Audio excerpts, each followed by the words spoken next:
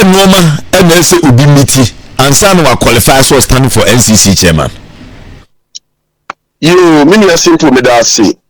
Yeah, the NCC elections be and you will be a friend of modalities. Modalities, normally elections committee, NCC in a form, an independent committee. So even me as the NCC chairman, even board members, some more issue they advise the committee. They don't force it on them. Let me give you an example. One of the candidates had an issue. They could pay what Dr. Nyaunya Utamakofi. Let me cry. Let me Nikomua. Dr. Tina Semination or advisory committee is already that is how it works. Nobody can enforce anything on the committee. Now, committee any modalities by the committee will usually look at the bylaws and then look at the qualifications one should meet in the bylaws in order to qualify to become the NCC chairman or to occupy any position. Let's look at even precedent. Maybe the NCC chairman. Modalities are not a maybe by and only say you have to be 1 year. You have to be 1 year in a chapter. You have to be an active member for 1 year in a chapter. That is the agreement by you. Okay. Chairman Bato now. I just say we member take also we active or chapter. Yes. Also we an active member of a chapter for 1 year. Then they also chapter and kasa cry in good standing. The Pachawati must say. The America say ni say many modalities are many as NCC chairman or mudi buy. I was not the one who formed the committee. Apart from that, you must be 18 years of age and above. You must be well versed in the traditions of the club. Any nyama baku mienu aka any bylaws ni living chair make me ayeden ashemu nemu di nimpa ni say if we are to go by precedent you must at least be 1 year because there is a lot of controversy about the 1 year but mimi bano the modalities are committee maybe bet 2 year maybe 2 okra no maybe be chairman and no na me boss wa cho na committee we so buy when we say committee be out from they also look up to reference letters. They have to reference documents. That is what we call institutional memory in order to guide them in the work they do. So the old committee they pick all the documents. In fact, because one of the members of the committee was in the last committee. So old one not the same as it is in the bylaws. Now they didn't have to change it, so they didn't change it. So requirements are minimum. Me patron na me dia betu we no. Okay, chairman, we do want to say answer na be NCC se ma betimi apre no. I say region no wasum for be 3 years echo.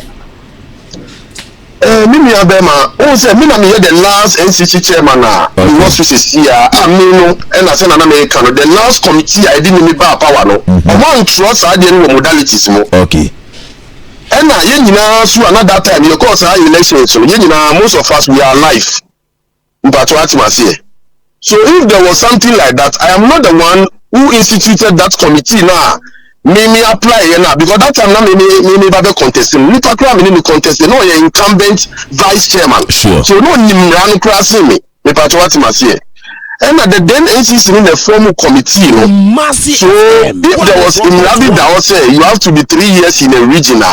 And then at that time, one fine day, I'm betuda. And I said, I'm a client, information, any document, it is passed on from one generation to another. Obi, and Casso, our documents, be our keep on the demo, and the surprise you be, me patwati masiye. Intimate NCC chairman and me, documents, via media, whatever. Ababe family say me say me free sure any question me because me cardboard move here and was say me pass it on to the NCC to guide their work me patrol atmosphere na me be the NCC chairman me patrol adi I hand over ma me pen a notebook note 3 book containing the minutes of NCC meetings for my me patrol bylaws cry hand over ma me na me call club secretariat and I'm far bylaws any constitution 4.1 now bylaws I'm our club secretariat and one I use because I mean me patrolate with the Juma now to me and find me Juma will be on for document be on my chairman what by document be all and I even looking at many election crown there was nothing that said to be not 3 years me patrol here into Muslim to me can say and the patriotic here. Sure. But I'm only giving you the fact of the matter. During any time, you know, over 400 delegates or almost 400 delegates. It's our time, you know. And then I'm out to say, I was say, will be 3 years in a region, but what I say. Sure. You know, maybe to me, yes, but I'm only giving you precedent, but what I say. Sure. And so what has changed so far? I was say here, and I'm 14. There was say NCC way, 60 so we be qualified. Also, 3 years. They just say, "Sir, president, na ye the bar power. You are 12, and ye kwa kwa ye be fufu." Na ye ni sa so asa na man force be dey. Ebe kasa. 104. Say ye dey na ya anya ni 3 anya ni 1 year na kwa ye 3 years. But what I say, until ye respect the obi we respect the views of everybody. Ye ni shika but na mu krata mimi ni bi no, and as a committee no is not privy to know. It is unfortunate that they can work with it, but also they make a what must here. Nancy Anna, akaka beko election best 2 weeks here. And now obi the petition for petition NCC na yeshia no. Onu and odi krata bi ba say e was say obi a qualify no 3 years. Asema e catch and one make catch on reduce. Make catch and say me why that document is claiming to have no nko na obi. Me patriotic as here. And I can and if anything, I've been NCC chairman for 6 years. Yet I called delegate assembly just 2 years ago.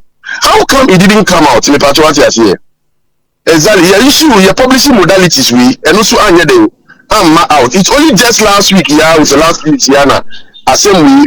In fact, I the first time I'm in your boss with me. Into me patrol, a simple man. If you are an NCC chairman and you are in my shoes. Now, who quarter election? Why your modalities need to be 1 year ago? Just 2 weeks to the election, no be the crata be a say.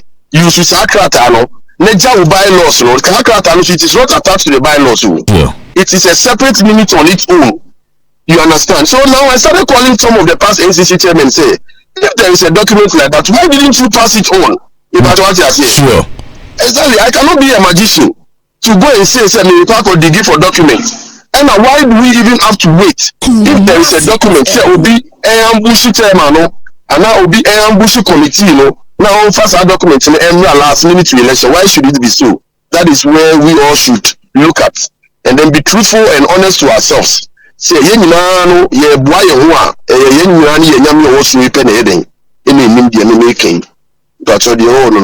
okay. Chairman, with you, Okasayana, and the BBI election committee, Wamuna bibia so omunsa. Concern bakwa ebinum reason say Yaibra lawyer Kobe Jones or NCCPR. Omusisi amuna mo hwe ama elections na baso. Also nka Kobe sifem anza no asakwa akopre NCCPR no. But odaso e power eno no a sa position no. Eti amra. Ipato chire mu kakra say the honete. Okay. Me pato wo mra ni bi da won chen. Anka misi ni bi ma mo ansa ya interview no. Okay. Inti ni so challenge am de be ma on say hwehwe NCC bylaws no. Na hwe say mra bi wo mu a che say we NCC ni na wo call for second term. You need to resign. Now let's go back to president. The air can ya try to anameboa. Because even in law, judges need lawyers crowd share them. Some of the past sure, yes, exactly. In fact, tell me NCC, the NCC chairman. Okay. Nipa me name contest here. No, vice chairman of the NCC. Yeah. One resigning on him contest. Yeah. In fact, only Mrani say me. Why you support a Juma che? It is a Mrabi or I said I was resigning. Sure. Mami know another example. Madam Vicentia Deku, the patriotas, and you Moses Nedi Kasau. Yeah. Me come as seminar, no mama will pass history down me patriotas. Sure. Madam Vicentia Deku were contesting under under Akambi time. If I'm not mistaken, Wakambi and were contesting under Etua anytime. Okay. Also the contesting was time one resigning. So committee when you mean form here, all the NCC in the form here. Yeah. It is a Mlabu or I don't know 5 years, 6 years ago. Will be a uncle for some number, me patriotism here. Sure. Another example, the current NCC financial controller. Now or your old NCC or last NCC now meaning can be no a financial controller or some for re-election. We patrol also one resigning or far from. Yeah. We patrol and also down. Say maybe down. I don't know na ye use me. I don't know now. Now into the Mrs. Oh Lord, na ko continue akro. We patrol what must say. Sure. Who can you bylaws now? Be any maybe the feel say in principle. Say nipa no kasa no office officer resigning there. Maybe say I have my own principles, but what must say. Sure. So say me and I'm contesting. I'm say me Elvis. Me resigning from my current position before I recontest. Me personal way. But when you come down, we have to also quote it from the law. Maybe a say we NCC me. I also resigning. Once it is not a binding on them, why are we forcing it on them? And it is not the first time. There have been precedents with the Papa Alaja can be me patrol. Already NCC chairman. Or re-election one win but one resigning. This was about 2 decades ago. Sure. I'm talking about 20 years ago. Me patrol So young five in our two green crowd time. So you see, we have all been around for some time. You understand? So I don't know what has happened all of a sudden now. I think sometimes social media too can be. You understand? So everybody thinks obviously onimade. And then young ones need to be abano. Social media until we are tried the office any DNA and perfect. But it is not about emotions. If me Elvis and Ramu and call the Mumian, I mean, it is a should resign. Me call the Mumu and I'm here. They know how I am. Because I will ensure that the right thing is done. Yeah. So Sanke Ramu, I will tell Kobe and all the other candidates to resign before the contest. Any baby, unless we give it to you, approve me. Otherwise, then I will accept it. In part of the minimum. Okay. Chairman, you the final one. Another concern of me is me say. Alaji Sif Abdullahi, the chapter out film. Chapter 32 honum. And then before Berniansa, and if you are Mamunya play NCC position, be. And if you say, and also Etiamra, but then the premier chess crown, Chairman Forsen, or chapter 74, UCC Kikus, I'm going to now, a man said, America, Nipa Bernian sent me through one chapter, and cause some play position when season. Oh, say, you're not not more than 2 candidates or not more than 2 persons from one chapter can contest in national election, can contest or if you understand. All those all can be elected. Let's say any question you're electing more than me. But what's in the word? Any question that you're elect. Look at the word elect. But what was here? Sure. A very, very important word I want you to take note of. Not more than 2 people should be elected on the NCC. Okay, me elections committee na me count say na me ta kan. In fact, omo ya betting na me wo Germany a me jima ho me kakra. Sure. Vetting omo ya no, me buy no mo brief me say see you. MD mu na ba betting. ABBC these are questions. Omo di outcome of the vetting e ba no. Me Elvis, I didn't interfere in their work. The only thing that happens is say omo di release me ba out. In fact, what I say. Yes. Then later they called me to tell me, say, my administrative error, all type in Yamano. Why mistakes in Patrick Yomuka and you? So they pull it down. Now, if you look at it's not even about the number. Look at the names too. Abbas, your friend Abbas is really. It's Omukoyano Abbas Adomako, me but minister I'm here. But always it's mistakes, no administrative mistake, no Musu Bakupe. It's a meeting, and the catcher will say, yes, omuye letters and not omuye omuveti wi no anka omuba be yesano na wo say omuba yesu yeden ye hwehwe ne mamu kakra na anka mistake bia na anka yesu yeden ya draw attention about what that is what happened. So they came back with another press release saying said they apologize for the first administrative error no now they have resolved it. Like I keep telling you, me I can even advise the committee but I cannot force them to do anything. Who say because you one sue NCC in our sue committee so. Yeah. Yes, it tells you the committee at all times, as like he has answers, they have answers to give in Batawat Masia. Okay. Chairman Mr. Sa open na odi asemi eko court no Mr. Sani Mahama no also preposition here na no e hwan. Oh sa only the sa asem no court no me to me can list no out na me patrol be ni din kan omo contest no. That is all I know. But me no me patrol so okay. Chairman the patrol supporters need you an pay. We no be nkomo e na fi yen fan komo na wi. Yo nti ena no pay kakra me kakra me supporters na o team me say me supporters ni na so o nya butre nya tembidie ena sebi enye kasakasa bebre ye nyina club na nyina yeso na sebi ade aye no supporters na so mo pay elections ntemu ena ye nyina so ye de be ye na supporters na ye den etumi enya omo new leaders na ama bibia akoyi na energy isi na isi ya ye be supporters no say isi no si omo nya botre ma obi ndg obi atem na ye nyina ye nkokot ye nyina ye pani na say ye kwa die mra ne beka bia na ye nsisi die ni problem ye be gi ato say omo si ye na ya ye mistake. We don't have a problem, we are not perfect. So musi yesu ena ye di nkunima we nkunim bie kra ni obi eni obi di nkunim because ye nyina ye supporters ena obi si on TV bia sia. We are looking at it, and like I said, no major league for na mama correct side man. Okay, chairman, the best supporters so many about say you chairman supporters ni say this is the Jesus na chepa in fact omo ko do say omunya Jesus na ase na so man dey do man me assume boy. I think the last time I'm in MD and I hear elections committee in elections committee in NCC for the MDC so information will ever out. Okay. Me more specific day, but me assume boy say in the next few weeks if the briefing on the man then our justice should be ready. Okay. And check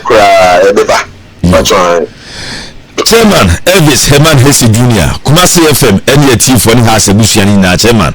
Ya da sia no pe wo mra wanyama ye. Nyame sura no nye okese pa. Me patro mesu medamo asipa nyame sura mo nyina so. You. Patro you. Ya da. Kumasi FM. Yeah, mommy. Thank you very much. Thank you for that. That's a good note. In your home first. Sure. No individual. What I say? Team first.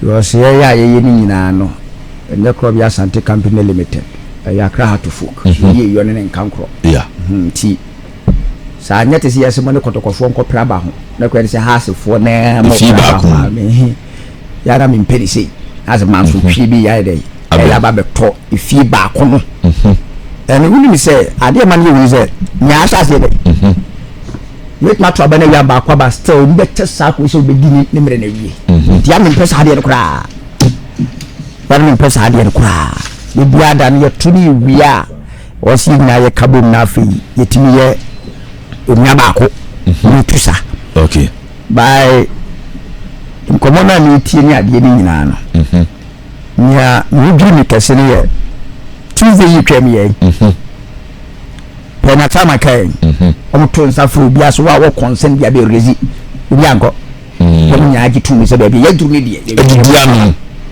ti ai mo abo se masresa so na ai mo kakra se to nsa fra obi aso obi amra obo na ye se wo consent bia be rezi ni nyina ya nto ato adwene na kwabena se wa anko na ko ba se 2 days 3 days to election na me think say we are I think say nipa na we take side decision wa moa nti and then kan kura party wa moa so men you pronounce to dia as you see to no ma nyina mo so wo concern be release nyina yen settle the record straight na kwamna se bia to no bi amadia I think that I don't say nipa no wa nyina have to focus okay because it tells you say nya ya kan from day one nyina no then again candidates are willing na converting what I say omo converting omo ko wiye no eno ma wo mo nyina ba o ma be brief obi because nipa wo dey calling gas to show we community be think ko camp baako yeah so camp baako o wi am so me dey nipa wo dey injunction akoto ade no so no wo one camp tini wo one camp etinya tia no say so one camp dia ene so candidate ni ko no be brief wa menka o say contem ana say tem pa ye biem so bia amna na o candidate ni kwa say a wantinya bezi consent bia mo ma fa consent bia nkone de ise se nke kwanat bamna me de bia me ya ni tufu say ye fuma de ba ko de kwabra mo cha de a we nko de ara ne mpere about so fo ni be wo ma ne nka na ye tai eni say su ne ba ne ba ni nyina mu no ye tie ne say pe embrawo do ado pe ni Elvis can bo so de kire nyina no I think that omega da nyina no so e dey appear before the court na for ba kwa defend e mo man say the bebo na elections no yet me atwa so fit na minimum say candidate say ko ni nyina no pass to the veteran ya dey sa ba laws na govern wo no sa da be dum pepe it is a CA ni sama ye can get to na so ye can but I think that e ma adwunu bebre